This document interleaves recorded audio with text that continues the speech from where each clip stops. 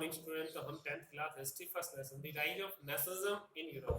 तो यूरोप की हिस्ट्री चल रही थी द रिवोल्यूशनरी। तो हम बात करें क्रांतिकारियों को, जैसे आपने जेत्सुपी मेज़नी के नाम पढ़ा है, द रिवोल्यूशनरी।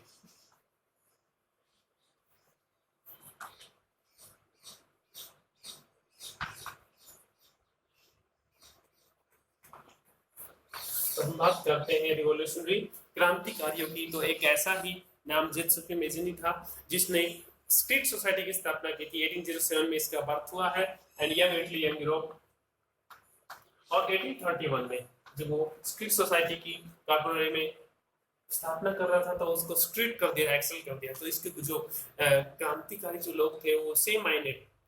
तो देखते हैं हम revolutionary during the year of following 1815 the fear of the repressions drew many of the liberal nationalist, जो उदारवादी राष्ट्रवादी अंडरग्राउंड्स, काफी जो अंडरग्राउंड सोसाइटी की स्थापना की थी, जो स्ट्रीट सोसाइटी, गुप्त जो समाज, springing up of the many European state to train revolutionary and spread their idea. Yes, और अपने क्रांतिकारियों ने अपने विचार फैलाना चाहते थे। And the revolutionary at the time this time meet a commitment to oppose monarchical form. Yes, राजतंत्र के खिलाफ थे ये, and had been established after the Vienna Congress. Yes, 1815 में जो वियना ट्रीटी हुई है, ड्यूक मेटरनिच ने जो पहल की थी कांग्रेस की, and fight for the liberty and freedom. Yes, सभी लोग स्वतंत्रता और आजादी चाहते थे।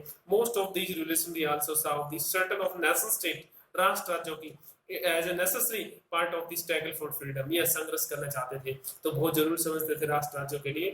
One such an individual was the Italian Revolution. एक इटली का जो क्रांतिकारी है जेत्सुपी मेज़नी, तो उसका जो जन्म है एंड जिनेवा में 1807 में, and become a member of the street society, और सदस्य बन गया गुप्त समाज का कार्बोनरी में। And young man of 24 years, जब वो 24 इयर्स का था 1831 में, तो उसने ही was sent into the exile in the 1831 attempting a revolution in Lemuria. Yes, Liguria में वो गुप्त जो सीक्रेट सोसाइटी की स्थापना कर रहा था, तो उसको बाहर कर दिया। He subsequently founded 2 more underground society. उसके बाद उसने 2 और जो स्ट्रीट सोसाइटी की स्थापना की, यंग इटली फर्स्ट इन मर्साई में and young Europe in brain में, and whose member were like-minded young men in Poland, France, और समान विचारों वाले इसके जो मेंबर थे France, Italy, Poland and German state के। Mazzini believed that God and intended, जो इरादा था इसका नेशन का, to be natural unit of the mankind, मानवता का था, एकता का, यूनिटी के लिए। तो Italy could not content to the pitchfork of the small state and kingdom. उस टाइम इटली मीन्स 7 पार्ट में बटी हुई थी, तो इटली बहुत ही मतलब वो था, स्मॉल छोटा सा राज्य था, साम्राज्य था। It had been forged into a स्टैगल सिंगल यूनिफाइड संयुक्त republic with a wider alliance of the nation, and unification alone could be basis of the Italian library.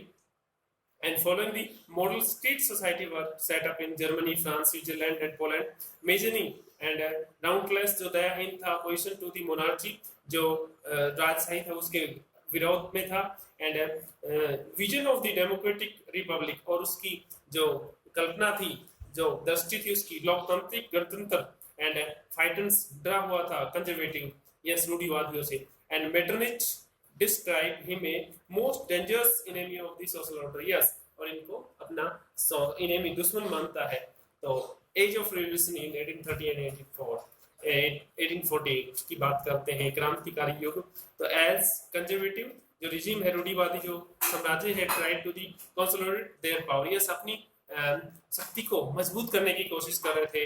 Liberalism and nationalism, उदारवादी और राष्ट्रवादी, कम टू दी इंटेंसली एस्टेड with the revolutions in many region of the Europe and such as the Italian and German state province of the Ottoman Empire. Yes, उस time Ottoman Empire काफी बहुत ही powerful था, and Ireland, Poland, and these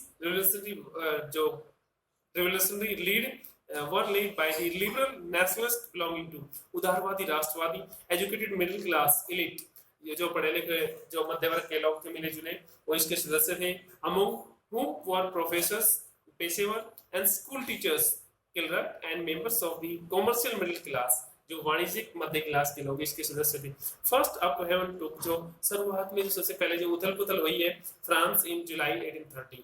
yes, by the Bourbon king, जो बुर्बन जो राजा था, who had been restored to power, उसकी शक्ति को कमजोर करना था during the conservative and traction after 1815, yes, जो प्रतिक्रिया थी रूढ़िवादियों की, and were now overthrown by the liberal revolutionary, जो उनको उखाड़ फेंकना था उदारवादी राष्ट्र क्रांतिकारियों को, who instituted a constitutional monarchy with Louis Philippe, yes, जो लुई फिलिप था at the head, जो उसका मुखिया था, when जो मेटरनिच ने एक और स्टेटमेंट दी है, when France चीन, जब फ्रांस सीखता है तो the rest of the Europe catches cold, और पूरे यूरोप के सर्दी और जुकाम लग जाता है। तो ये जो मेटरनिच थी उसने स्टेटमेंट दी है, जुलाई रिवॉल्यूशन, जैसे ही जुलाई क्रांति स्टार्ट हुई, स्पार्क छिड़ गई, अपराइजिंग जो बगावत हुई, ब्रुसेल्स जो बेल्जियम की कैपिटल है, lead to Belgium breaking away and United Kingdom of the Netherlands.